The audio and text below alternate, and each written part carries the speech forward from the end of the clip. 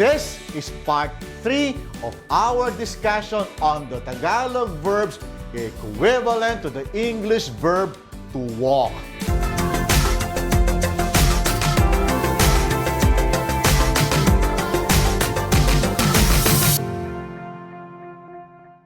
Kumusta po kayo? Welcome back. Welcome to our journey in learning a beautiful language, Tagalog, the language of the Philippines. In the last video, we have started to deep dive into the many Tagalog verbs equivalent to the English verb to walk. If you have missed those, please do check them out. This current video won't make sense to you if you have missed those two videos. So you will find the links in the description box down below and check it out. As you may know by now, Tagalog verb works differently from other languages. For one, Tagalog has many versions of a verb in English or in other more well-known languages like Spanish and French.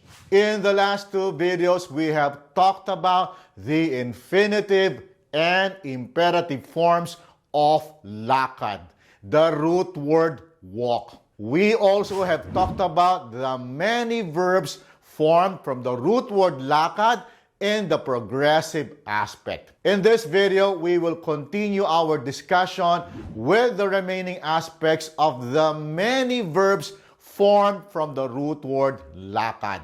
Let's start with the completed aspect or naganap. This is when the action has already occurred, hence the action has been completed. Please take note of the placements of the affixes in yellow letters. The same nuances I discussed earlier are applied to the following sample sentences. Lumakad ako kahapon.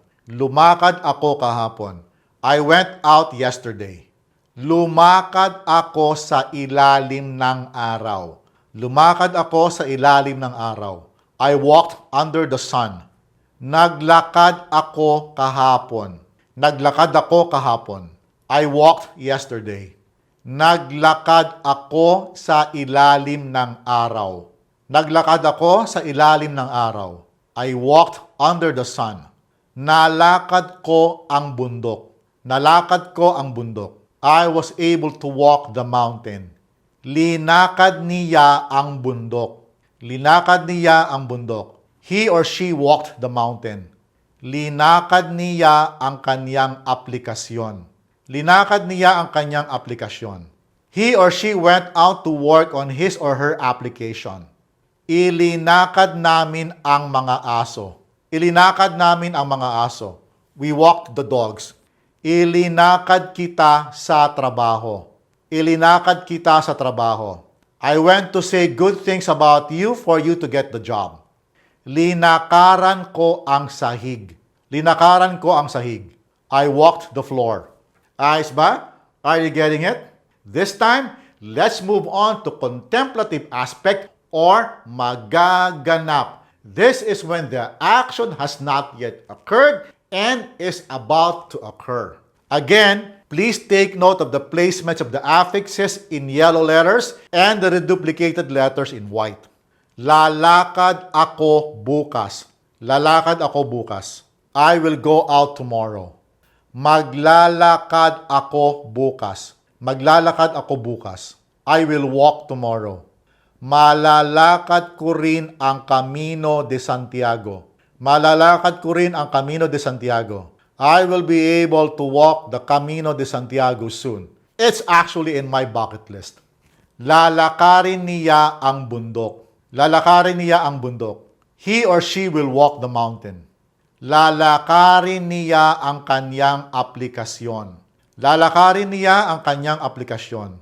He or she will work on his or her application. Ilalakad namin ang mga alaga.